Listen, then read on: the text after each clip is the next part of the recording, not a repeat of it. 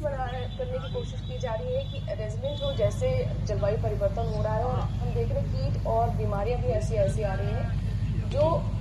जिनका निवारण कई बार समझ नहीं आता किसानों को। तो क्या बायोटेक्नोलॉजी इसमें हेल्पफुल है और है तो कैसे? जी,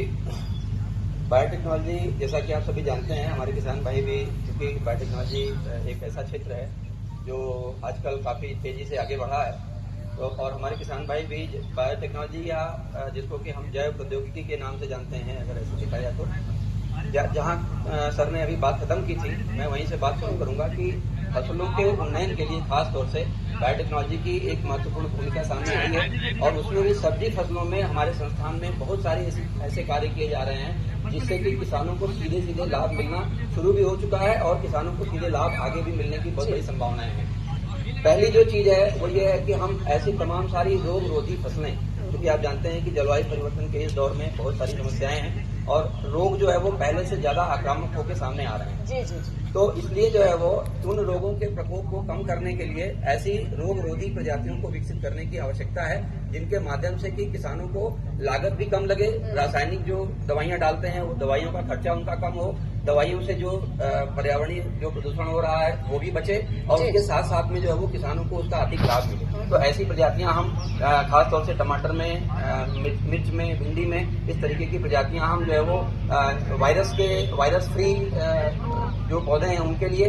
और इसके अतिरिक्त तो बैक्टीरिया से जो रोग हैं या फफूंद से जो रोग लग रहे हैं, फंगस से जो रोग लग रहे हैं, उनके निवारण के लिए हम तैयार कर रहे हैं। इसके साथ साथ में एक बड़ी समस्या जलवायु परिवर्तन की ये है कि आप देख रहे होंगे कि और किसान भाई इससे हमेशा रूबरू हो रहे हैं कि आमतौर पे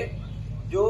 तापमान में एकाएक या तो वृद्धि हो जा रही है या तापमान जो है वो कम हो जा रहा है। तो उससे बचने के लिए जो ताप रोधी फसलें हैं, ऐसी फसलें जैसे टमाटर की ताप रोधी फसलें, काशी तपस की एक वैरायटी है यहाँ पे, काशी अद्भुत की वैरायटी है, ऐसी फसलें जो है वो हम विकसित कर रहे हैं। इसके साथ साथ में जो पोषण सुरक्षा की बात आपने कही है, पोषण सुरक्षा में एक बड़ी चीज आती है सामने निकल के कि जो बायोफोर्टिफाइड यानी कि जो जैव फोर्टिफाइड तरीकों से जो कुछ मिनरल्स हैं ऐसे जिनसे कि मानव शरीर में रोग प्रतिरोधक क्षमता बढ़ती है, या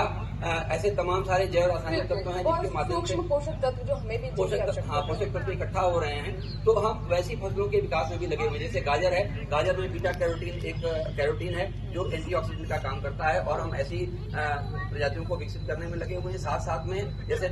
जो लाइकोपीन है एंटीऑक्सीडेंट की तरह काम करता है और टमाटर में प्रचुर मात्रा में पाया जाता है। तो हम लाइकोपीन ऐसे लाइकोपीन रिच जो है वो तमाम सारी प्रजातियां हम विकसित करने के मतलब प्रयास में लगे हुए हैं। विभाग इसमें लगातार काम कर रहा है और हमें उम्मीद है कि आगे इसमें जो सफलता मिलेगी उसको सीधे ही किसानों तक पहुंचाया जाएगा।